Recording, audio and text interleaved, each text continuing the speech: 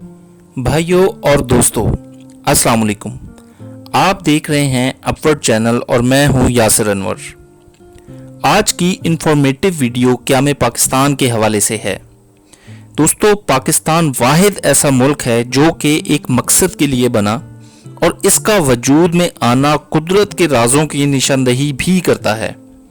جیسا کہ Pakistan Islamic calendar کے حساب سے 27 رمضان المبارک کو وجود میں آیا اور اس رات لیلۃ القدر تھی اور اس دن جمعے کا دن تھا۔ دوستو، کسی بھی ایونٹ کا وقت انسان کے اختیار میں نہیں۔ جب کسی کام کا ہونا ہوتا ہے تو قدرت اس کا وقت مقرر کرتی ہے اور اس وقت کے انتخاب سے اندازہ ہوتا ہے کہ اللہ پاک کی رضا اس ایونٹ میں کیا مقام رکھتی ہے۔ ایک اور حیرت انگیز پہلو پر غور کریں تو تاریخی حقائق کے پس پردہ قدرت اپنا آپ دکھاتی ہے اور ہمیں کچھ سمجھاتی ہے۔ آپ اگر غور کریں اور تھوڑی سی تحقیق کریں تو آپ حیرت زدہ رہ جائیں گے کہ قائد اعظم رحمۃ اللہ کا انتقال 11 ستمبر 1948 کو ہوا۔ 1948 سے لے کر آج تک پاکستان کا یوم آزادی، قائد اعظم رحمۃ اللہ کا یوم ولادت جو کہ 25 دسمبر اور قائد اعظم رحمۃ اللہ کا یوم وفات جو کہ 11 ستمبر، یہ تینوں ایونٹس ایک ہی دن ہوتا ہے۔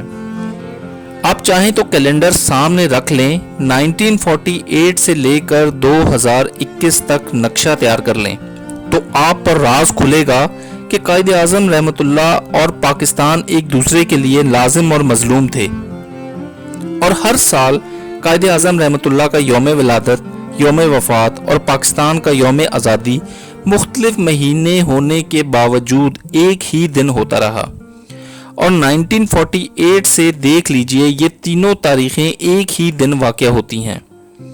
دوستو، اب اسے قدرتی حادثہ کہا جائے یا اتفاق یا اللہ کی کوئی حکمت، ایسی مثالیں آپ کو تاریخ میں کہیں نہیں ملیں گی یا پھر بہت کم ملیں گی۔ دوستو، قائد اعظم رحمۃ اللہ کا نام سنتے ہی ذہن میں تحریک پاکستان کے معاملے میں ہونے والی سرگرمیوں کا ایک دلچسپ خاکہ بن جاتا ہے۔ یوں معلوم ہوتا ہے کہ اگر ہمارا یہ لیڈر نہ ہوتا تو آج ہمیں آزادی کی نعمت اگر حاصل نہ ہوتی تو ہمارا حال بھی بھارت کی ان اقلیتوں جیسا ہوتا جن پر بنیا سامراج نے جینا تک محال کر رکھا ہے۔ بھائیو، یہ وہ بزرگ ہستی تھی جو کسی قوم کو عرصہ دراز کی محنت اور شدید جد و جہد کے نتیجے میں تحفے کے طور پر ملتی ہے، اور بلا شبہ قدرت نے قوم کے اس عظیم محسن اور لیڈر کو بے پناہ خوبیوں سے نوازا تھا۔ لیکن آج سازش کے تحت ایک ایسا بدترین طبقہ پیدا کر دیا گیا ہے جو قائد اعظم محمد علی جناح رحمۃ اللہ کی کردار کشی اور پاکستان کے وجود میں آنے کو انگریز کی ایک سازش قرار دیتا ہے۔ ان کی نظر میں قائد اعظم رحمۃ اللہ انگریزوں کے ایک کارندے تھے جن کے ذریعے تقسیم پاک و ہند کا کام کروایا گیا، اور یہ تاثر دینے کی کوشش کی گئی کہ پاکستان بنانے میں قائد اعظم محمد علی جناح رحمۃ اللہ کا کوئی کردار نہیں تھا، اور پاکستان کو وجود میں لانا اور ہندوستان کو تقسیم کرنا انگریز کی ضرورت تھی۔ حالانکہ نہرو خاندان کے چہیتے اور family member Lord Mountbatten نے قیام پاکستان کے کئی سالوں بعد بی بی سی کو انٹرویو دیتے ہوئے کہا تھا کہ مجھے صرف اس مقصد کے لیے ہندوستان بھیجا گیا تھا کہ میں ہندوستان کو متحد رکھ سکوں اور ایک متحد ہندوستان کو ہی اقتدار منتقل کر سکوں۔ میں نے اپنے مقصد کے حصول کے لیے بڑی کوششیں کی اور دن رات ایک کر دیے۔ میں نے اپنی راتوں کی نیندیں حرام کر دیں، لیکن میرے مقصد کی راہ میں ایک شخص حائل تھا جو چٹان کی طرح رکاوٹ بنا رہا، اور وہ شخص محمد علی جناح تھے۔ دوستو، یہ تھے ہمارے لیڈر جن کے بارے میں مخالف بھی گنگاتے تھے۔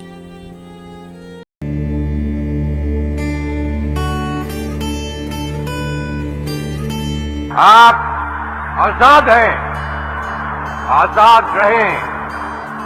آپ لوگ اس ملک پاکستان میں اپنی عبادت گاہوں، مسجدوں या मंदिरों में जाने के लिए। आपका मजहब क्या है, जात क्या है, कौम क्या है, इसका हुकूमत के मामलात से कोई ताल्लुक नहीं।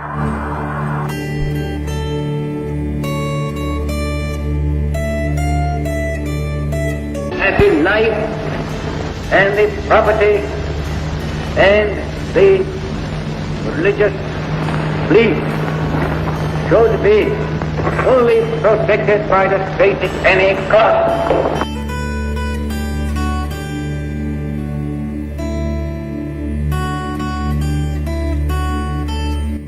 I pray to God that this critical moment He may guide us and enable us to discharge our responsibility in a wise and दोस्तों अब बात कर लेते हैं कुछ ऐसी बातों की जिनका शायद आपको आज से पहले पता ना हो।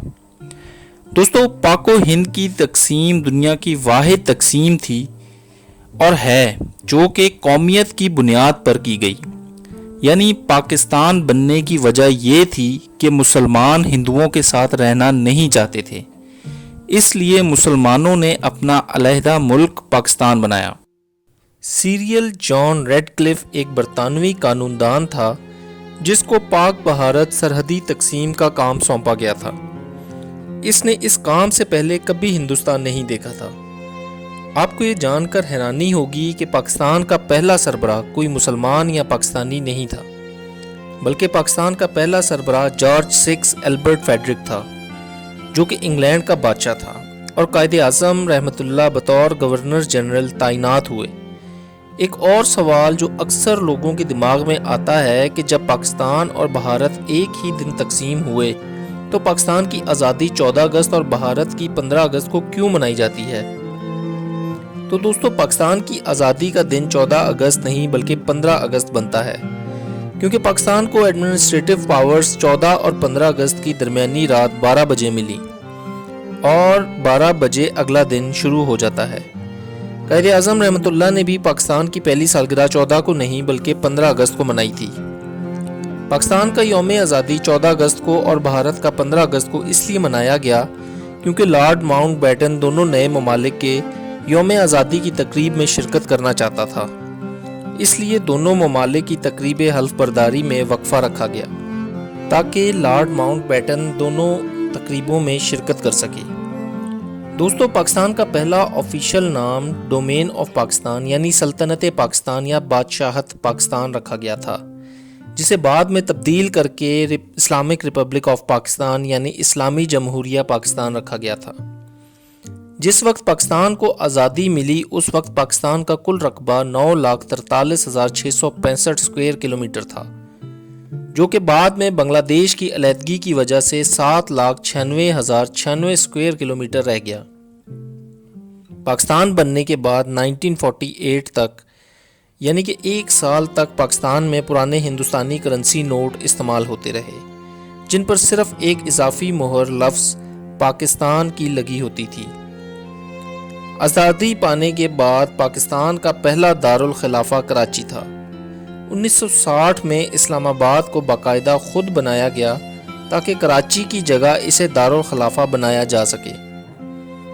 भाइयों आज़ादी एक नेमत है जिसकी कदर करनी चाहिए। अगर इसकी कोई शख्स नाकदरी करता है तो उसे फ़लस्तीन और कश्मीर पर होने वाले मुजालिम से सबक सीखना चाहिए। हम दुआगो हैं कि अल्लाह पाक ने हमें ये मुल्क दिया और क़यामत तक इस मुल्क को कायम व दायम रखे, आमीन। मुझे अपनी दुआओं में याद रखिएगा और मेरे चैनल को सब्सक्राइब करना ना भूलिएगा। जज़ाकल्लाह फ़ी अमान अल्लाह।